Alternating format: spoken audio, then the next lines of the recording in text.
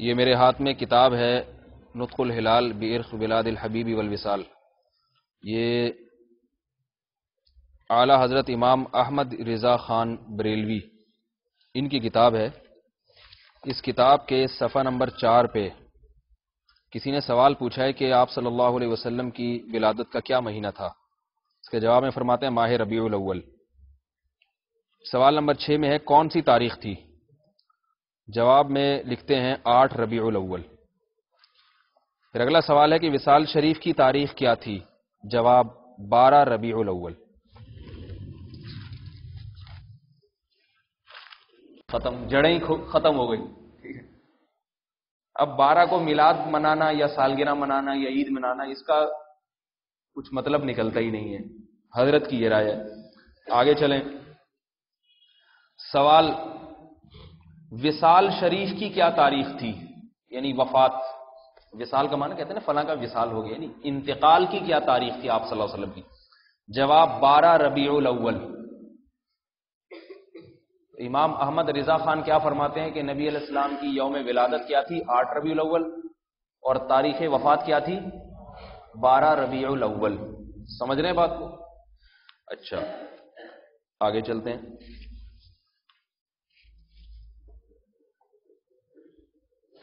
آگے امام احمد رضا خان صاحب نے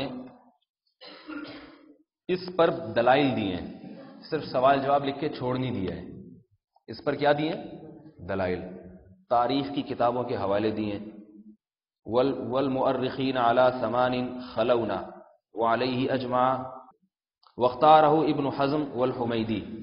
فرماتے ہیں کہ تاریخ مؤرخین جتنے بھی ہیں وہ اس بات پر ہیں کہ آپ صلی اللہ علیہ وسلم کی ولادت 8 تاریخ کو ہوئی، اور اسی کو ابن حزم نے اور امام حمیدی نے اختیار کیا ہے.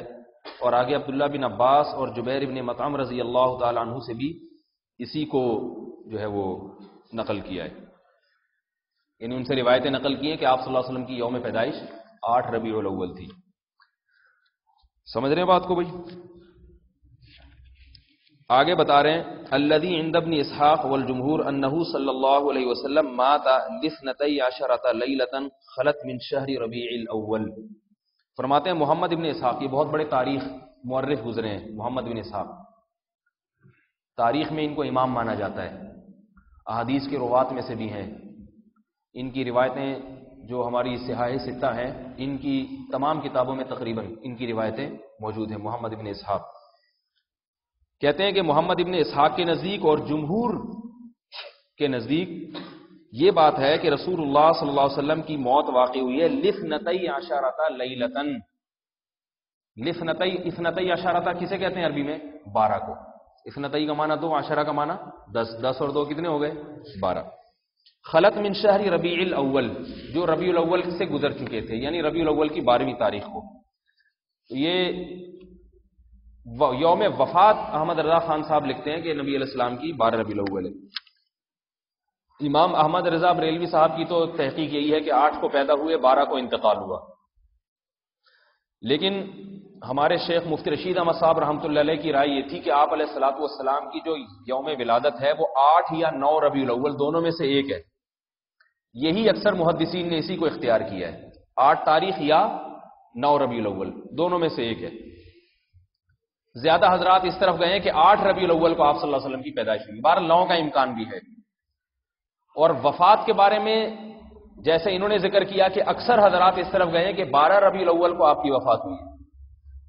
لیکن حقیقت یہ ہے کہ 12 ربیع الاول نہ تو پیدائش کا دن ہے اور نہ ہی وفات کا دن ہے.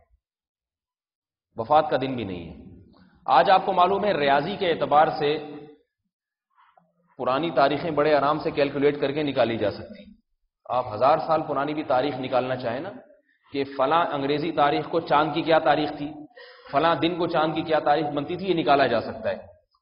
تو آپ اگر کیلکولیٹ کر کے نکالیں گے ماضی کی تاریخوں کو تو آپ کو یہ پتا چلے گا کہ پیر کے دن ربیع الاول 683 عیسوی میں 683 عیسوی میں اللہ کے نبی کی پیدائش ہوئی ہے.